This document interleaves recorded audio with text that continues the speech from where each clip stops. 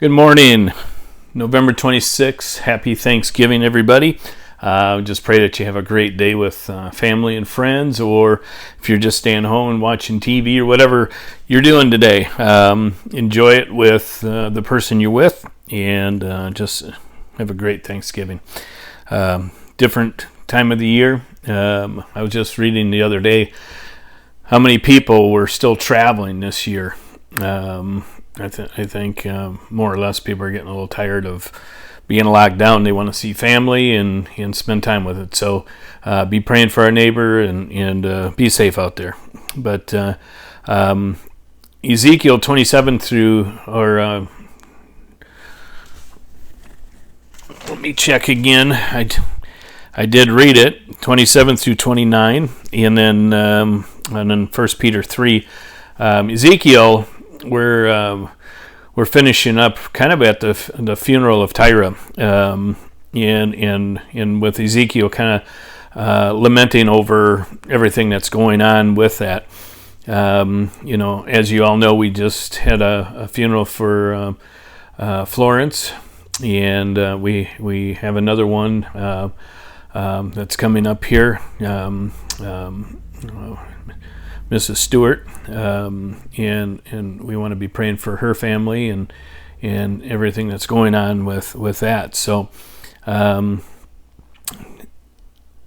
funerals are tough, and here again Ezekiel is really crying out about the what's going on with Tyre in the surrounding area and the different things. But First Peter again, we see Peter really focusing on some key points in our lives, and today's is about.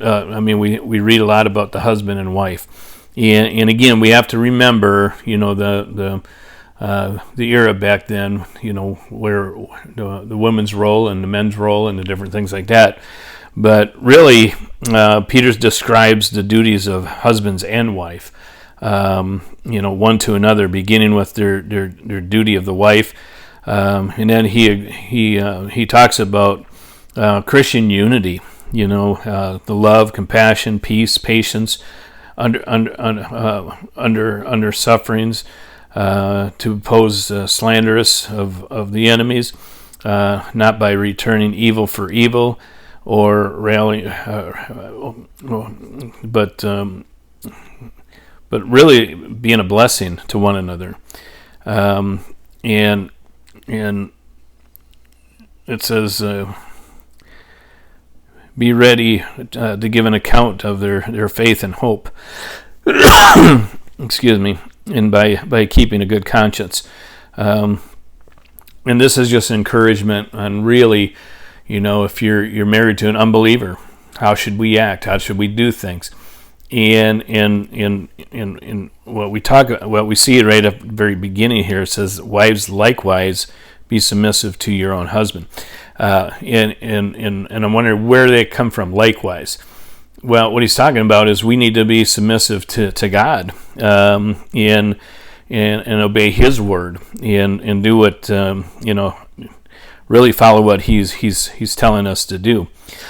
But more than anything, it's coming alongside our husband or wife, and even if they're a non-believer, show that love of Christ, show that love that we have for one another.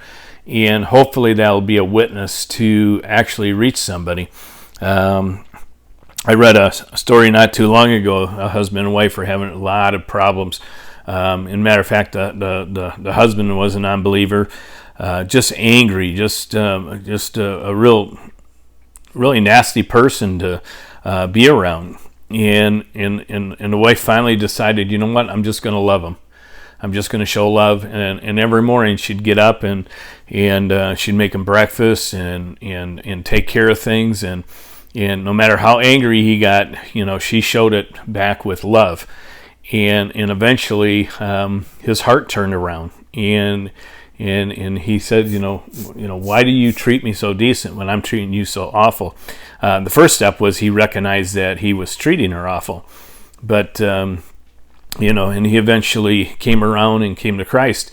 And the writing talks about, how great of a life they had after that. And that's what we're talking to be is, we're called to be a blessing to one another and not hindering one another. So, and regardless if if you're talking about husband and wife, or you're talking about people in your life of any type, treat them decent, treat them with love, and I guarantee you that love will be returned to you, and that respect and that decency. So, and I think that's part of what our world is lacking right now, is just people loving one another, caring about their well-being, and really not knowing the underlying reasons why they're dealing with what they're dealing. So, give thanks today. Give thanks, for what God gives us and how He blesses us. It's amazing thing to look at, how God does things in our life and how He takes care of us.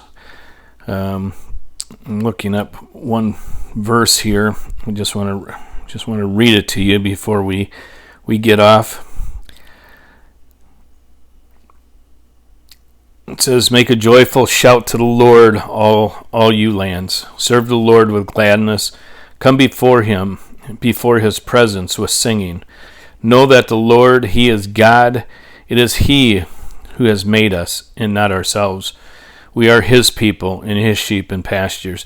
And I read this last Sunday, and I read this yesterday for Florence's funeral. But I just fully believe in it, and it just keeps coming back to my mind. But verse 4 here: "Enter into His gates with thanksgiving, and into His courts with praise. Be thankful to Him and bless His name. For the Lord is good; His mercy is everlasting, and His truth endures to all generations." So just enter His gates with thanksgiving today, and just be a blessing to another, and have a great Thanksgiving. God bless you, and I'll see you Friday morning.